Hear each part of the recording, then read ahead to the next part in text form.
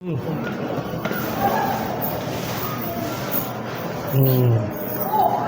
First playoffs. First playoffs sa coach. Oh, well, playing coach. Um, a lot of things to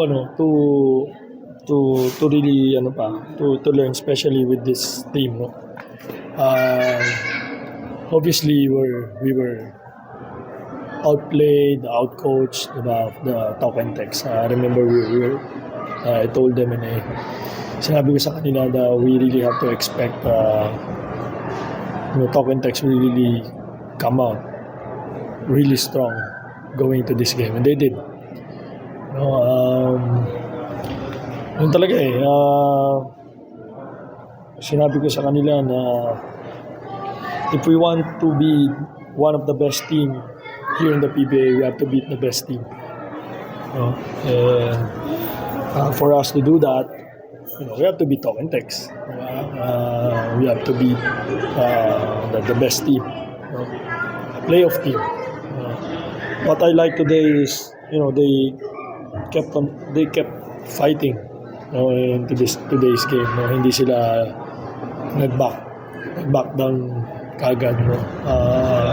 I thought they fought all the way. But again, the most important thing right now is for us to look into this conference kung ano yung mga kailangan namin i-improve, especially this kind of games. We have to be prepared to play this kind of games, playoff games. Young team. A lot of things that tingin ko marami pang kailangan matutunan ng mga players nito. Vets will be always, nandiyan lang lagi ang mga veterano. But siyempre kailangan mo na rin maghanda rin, diba? Hindi naman parating nandiyan yung mga veterano.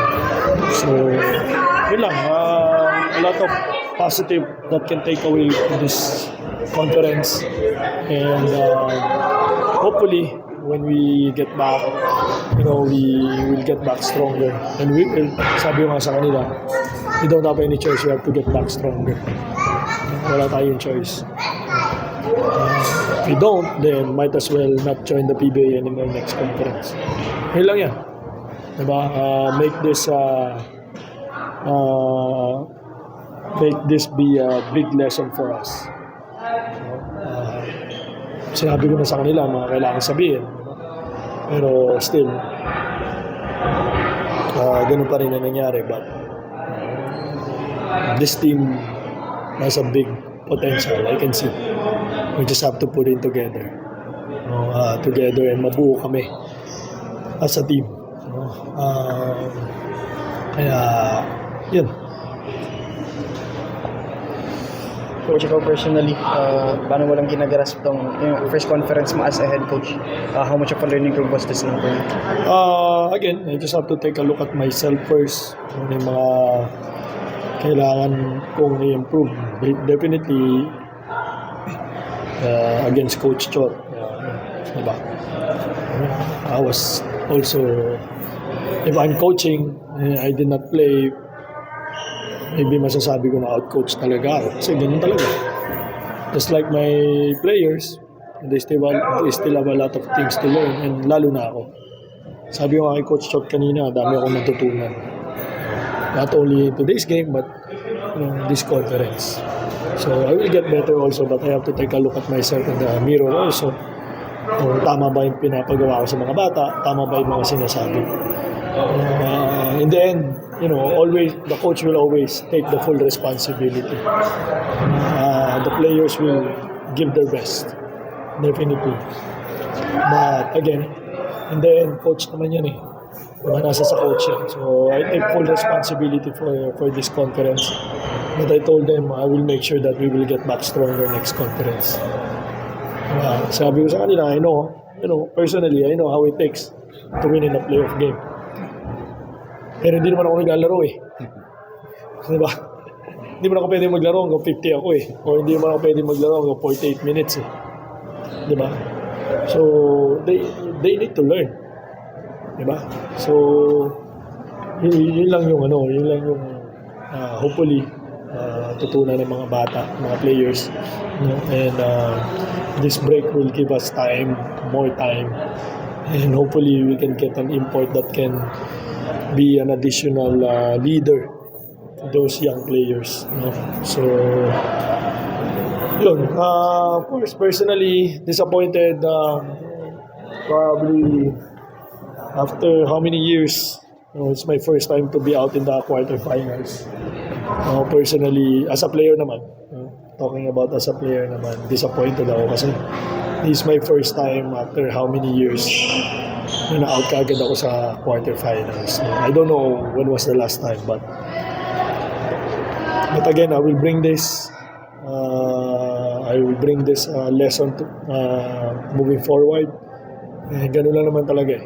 If you want to build a best team, everyone will start in the bottom, and we will climb up, and we will definitely.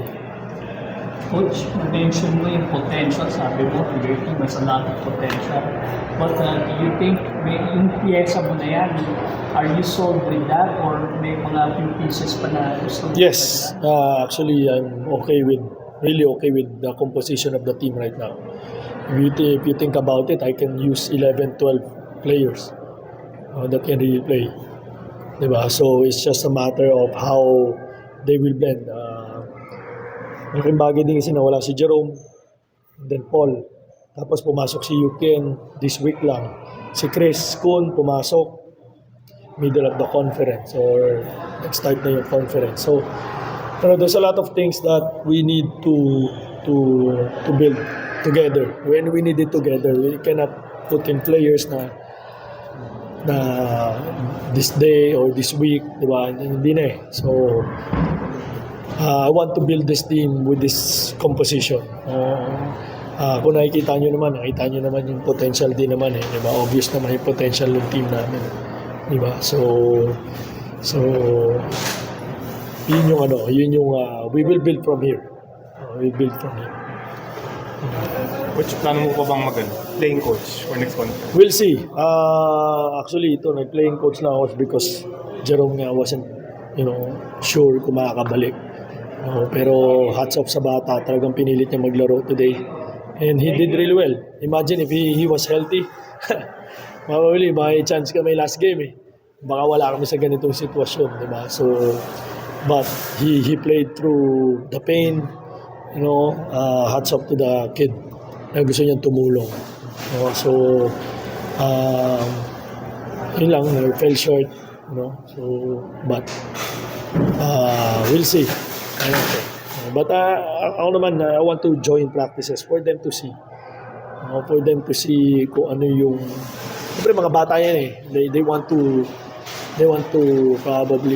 do things on their own right away. And iniba ko talaga completely kasi yung sistema nila. For the past years na nasanay sila. So yung system nila, yung habits nila wasn't there pa eh. Diba? So medyo nahihirapan pa sila. Sometimes nasa stuck pa sila. Hindi nila alam kung anong gagawin.